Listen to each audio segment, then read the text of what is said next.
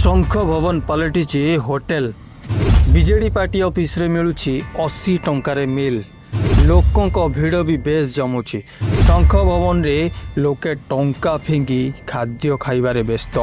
जो माने बीजेडी सरकार रे थिला बेले केबे भी साहस करी भीतर को प्रवेश करि नथिले, आज सेही माने सेठी खाइबा को जाउछन्ते। बीजेडी सरकार गला परे दलीय कंदल, एबे पुणी पार्टी ऑफिस रे होटेल।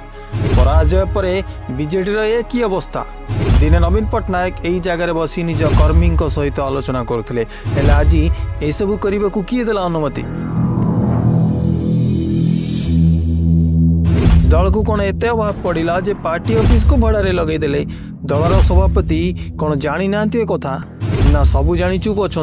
लोके कहते बहुत भल काम होइछि, बहुत भल काम करिछि बीजेडी। कम पैसा रे सुस्वादु खाइबा देउछि, लोक माने खुशी रे खाउछन्ते।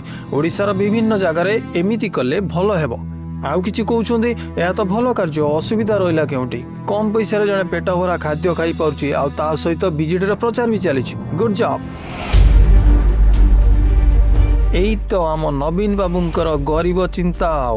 एपटे किंतु बीजेपी कहउछि कोन भात डाली आ कोबी तरकारी को 80 टंका।